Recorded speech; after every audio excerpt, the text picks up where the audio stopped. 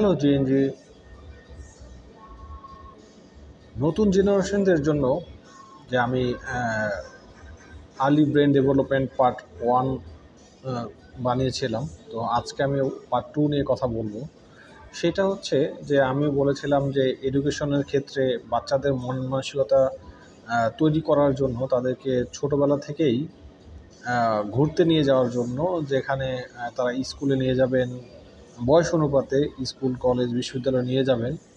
তো সেই ক্ষেত্রে যখন একটা 2 বছরের বাচ্চা বা 3 বছরের বাচ্চা বা 4 বছরের বাচ্চা যখন একটা স্কুলে যাবে, আপনারা বাবা মা, আত্মীয় স্বজন বা যে কেউ হোক, যদি তাকে স্কুলে ঘুরতে নিয়ে যায় তাহলে কি হবে? তাহলে সে স্কুলের বাচ্চাদেরকে খেলতে দেখবে, তাদের ড্রেস আপগুলো দেখবে, তাদের আমার মনে আছে আমি নাটোর সুপার মিল উচ্চ বিদ্যালয়ে পড়তাম। তো সেই ক্ষেত্রে বাচ্চাদের জন্য ছিল, ছেলে বাচ্চাদের জন্য ছিল সাদা শার্ট, হাফ শার্ট এবং হাফ প্যান্ট, নেভি ব্লু কালারের, আর সাদা মোজা আর সাদা জুতা। তো এটা যে স্কুলের ড্রেস, সেটা কিন্তু আমরা যখন সে বড় হয়ে যায় তখন বোঝানোর চেষ্টা করি। আসলে এটা আমার মনে হয় আমরা যদি 2-4 বার 5 বার 10 বার তাদেরকে এই স্কুলগুলোতে, বিভিন্ন স্কুল ঘুরতে নিয়ে যাই, তো সেই ক্ষেত্রে তাদের ব্রেন অটোমেটিকলি ডেভেলপ হয়ে যাবে। আপনাকে বোঝাতে হবে না এটা স্কুলের ড্রেস। এবং বাচ্চারা কিন্তু এখনকার বর্তমান নতুন জেনারেশন, তারা হচ্ছে খুবই মানে ট্যালেন্টেড। প্রত্যেকটা বাচ্চা খুব সহজে বোঝে। যেমন তারা আজকে আমরা সবসময় তাদেরকে মোবাইল দিয়ে রাখতেছি, তো মোবাইলের কার্টুনগুলোকে তারা বোঝে। তো সেই ক্ষেত্রে সেটার ক্ষেত্রে অনুকরণে তারা হাসে, কাঁদে বা বিভিন্ন ভাবে প্রতিক্রিয়া সৃষ্টি করে। তো সেই ক্ষেত্রে আমরা যদি তাদেরকে হচ্ছে স্কুলে নিয়ে যাই, স্কুলে নেওয়ার পরে আমি স্যারদের সাথে কথা বলি, অথবা সে যদি তাকে ওই স্কুলের মাঠে ছেড়ে দেওয়া যায়, ওই স্কুলের আঙ্গিনায় ছেড়ে দেওয়া যায়, তাহলে সে শিখবে, স্কুলটা দেখবে এবং তার মনের মধ্যে একটা চিত্র তৈরি হবে। তো আমি বরাবরই বলতেছি যে এই যে চিত্রটা যদি তৈরি না হয়, এবং সেটার চিত্রটা তৈরি করার জন্য আমরা যদি দীর্ঘ তার বয়স যখন 4 বছর হয়ে যাবে, 3 বছর হয়ে যাবে, তখন আমরা যদি তাকে কিন্ডারগার্টেনে নিয়ে যাই অথবা স্কুলে নিয়ে যাই, আমরা যদি ওই সময়টা বেশি নিয়ে ফেলি, তাহলে সে কিন্তু পিছিয়ে যাচ্ছে। তো সেক্ষেত্রে আমরা যদি তাকে ছোট বয়স থেকে নিয়ে যেতে থাকি, আপনার বাসার কাছে যে স্কুলটা আছে সেখানে যদি আপনি নিয়ে যান, এখানে কিন্তু আপনার কোনো খরচ নাই।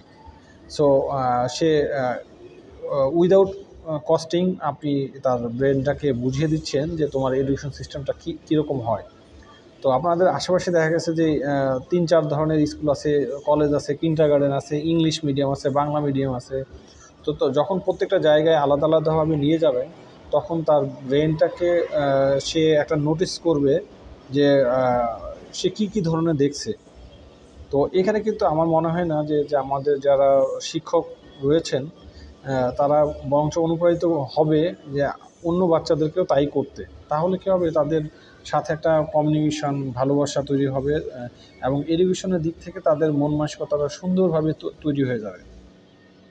তো সেমভাবে স্কুলে যখন একটা বাচ্চা যাবে, যখন 6-7 বছরের বাচ্চা একজন বুঝবে যে সে তো স্কুলে যাই, কিন্তু সেই স্কুলে যাওয়ার পরে তার যে এই যে ম্যাট্রিক পরীক্ষা দিতে হয়, জেএসসি পিএসসি দিতে হয়, সেই পরীক্ষাটা কিভাবে দেয়, সেই পরীক্ষার হলের আশেপাশে যদি তাকে ঘুরতে নিয়ে যাওয়া যায় পরীক্ষা চলাকালীন, এসএসসি পিএসসি চলাকালীন, তাহলে সেইটাও তার জন্য একটা মানে ভয়ভীতি দূর হয়ে যাবে। কারণ আমরা যখন প্রথম ম্যাট্রিক পরীক্ষা দিই, তখন যখন যাই ওই কেন্দ্রটাতে প্রথমবারের মতো যাই, তো তখন আমাদের নিজস্ব একটা ভয়ভীতি থাকে, জিনিসটা মানে কীভাবে দেখতে, কেমন দেখতে বা কী ধরনের আচরণ করবে, স্যাররা কেমন করে।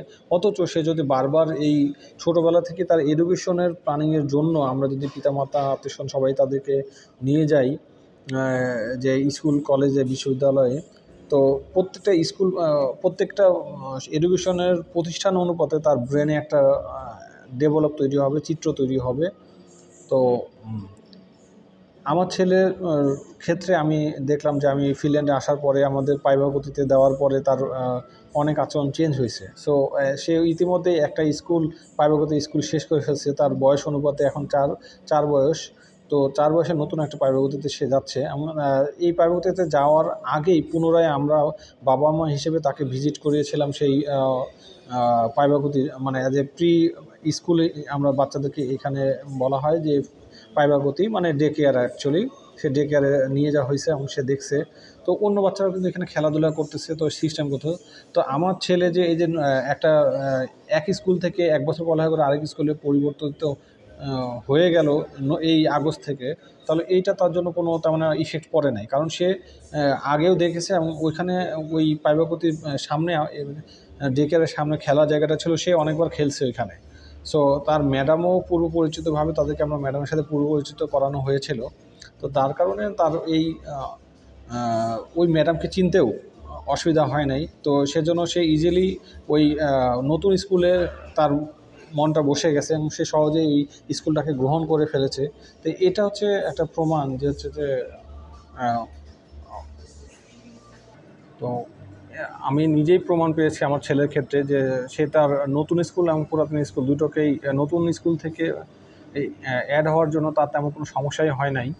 সো এই জন্য আমি মনে করি আমরা যদি বাংলাদেশের ক্ষেত্রেও সেই একই চিন্তাভাবনা করি, কারণ আল্লাহ সুবহানাহু ওয়া তাআলা মানুষকে সৃষ্টি করেছেন আশরাফুল মাখলুকাত হিসেবে, প্রত্যেকেই তার ব্রেন নিয়ে আসছে। প্রত্যেকটা ব্রেনগুলোকে আমরা কীভাবে কাজে লাগাবো ছোটোবেলা থেকেই, এটা একজন পিতামাতার জন্য খুবই গুরুত্বপূর্ণ।